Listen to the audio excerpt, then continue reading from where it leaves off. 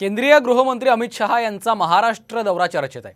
लोकसभेचं गणित जुळवण्यासाठी शहांचा दौरा महत्त्वाचा असतानाच नेत्यांसोबत देखील पॅचअप होत असल्याचं चित्र आहे। पंकजा मुंडेंना बीडमधून उमेदवारीचा शब्द दिल्याची माहिती आहे, तर भाजपमधून राष्ट्रवादी काँग्रेसमध्ये गेलेल्या एकनाथ खडसेंसोबत देखील पॅचअपसाठी प्रयत्न होत आहेत। पाहूयात। पंकजांची बीड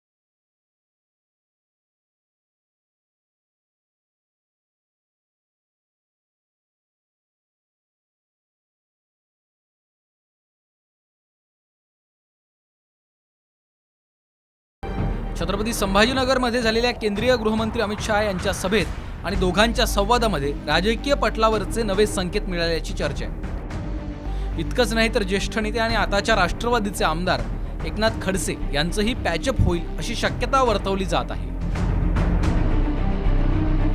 लोकसभा निवडणुकीसाठी महाराष्ट्रात भाजपनं 45 जागा जिंकण्याचं ध्येय निश्चित केलं। त्यामुळे महाराष्ट्रामध्ये भाजपचे प्रभावशील नेते आणि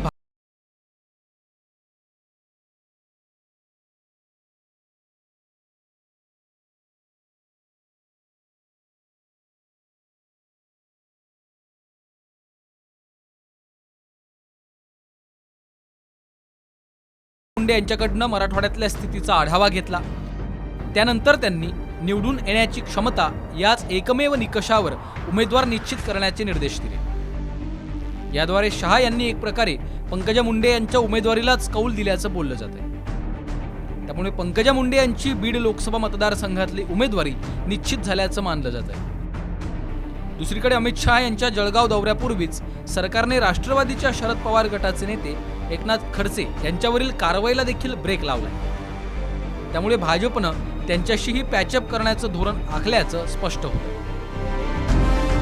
क्या आप लोग आज यहां से तय कर जाएंगे कि ये मजलिस को उखाड़ कर फेंकेंगे और मोदी जी को एक कमल यहां से भेजेंगे? आप तय करते हैं?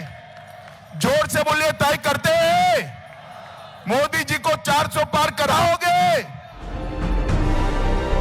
पंकजा मुंडे आणि एकनाथ खडसे यांचा ओबीसींमध्ये मोठा विश्वास आहे। शिवाय मूळ भाजपच्या विचाराशी असल्याने दोघांचीही नाराजी दूर करत जवळ करण्याचा प्रयत्न भाजपकडनं केला जातोय अशी चर्चा आहे। त्यामुळे आगामी लोकसभा निवडणुकीच्या पार्श्वभूमीवर मोठे फेरबदल महाराष्ट्रात दिसतील हे मात्र नक्की। माधव सावरगावे, साम टीव्ही न्यूज, छत्रपती संभाजीनगर।